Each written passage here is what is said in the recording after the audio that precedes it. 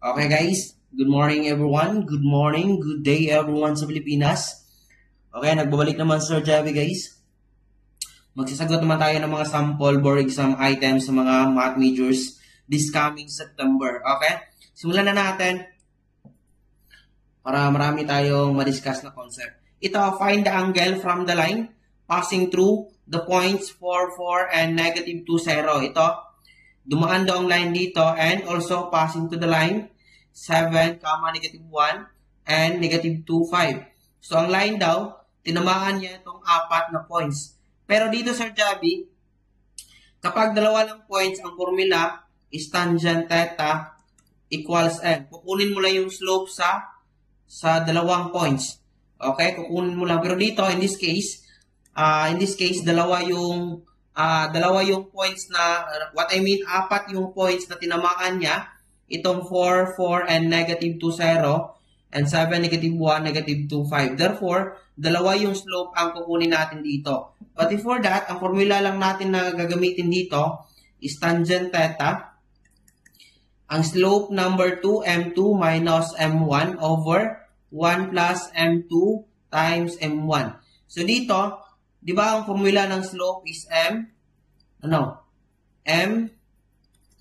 y sub 2 minus y sub 1 over x sub 2 minus x sub 1. So dito, ang gagawin lang natin, kukunin natin yung slope ng number 1, y sub 2, 0 minus 4, then negative 2 minus 4. So ito, negative 4, negative 6, or 2/3. Therefore, ang slope number 1 natin is 2 over 3. How about yung slope number 2?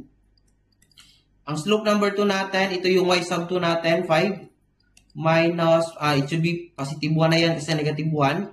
So, negative 2 minus 7. So, dito, 6 over negative 9. So, kapag simplify natin ito, divide 3 both sides.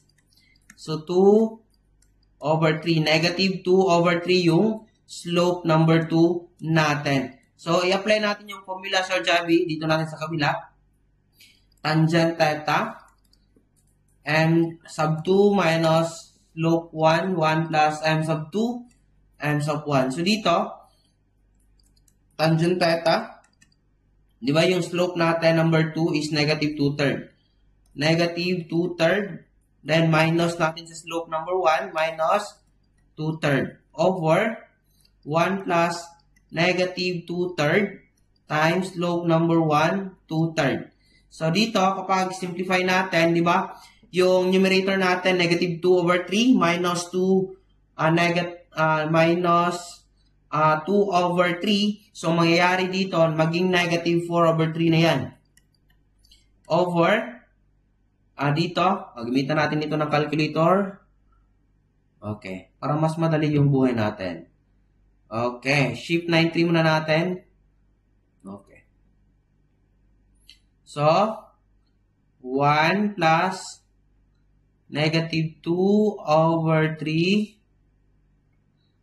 then times 2 over 3. Okay? Ganito lang yan guys. Dapat alam natin yung mga formula natin na gagamitin. So, 5 over 9. So, by law of multiplication, kunin natin yung reciprocal niya. Maging negative 4 over 3 times 9 over 5. So, tingnan natin kung anong sagot niyan. Gamitan natin ng calculator, guys. Para madali nating masolve ito. Okay? Okay. Kasi magtitake naman kayo ng board exam. So, mayroon namang calculator. So, mag-calculator kayo. Times 9 over 5. Okay? 9 over 5. So, ang sagot natin, negative 12 over 5. Okay? Negative 12 over 5. Therefore, mayroon tong tangent na kunin natin shift tangent. Shift time, then answer.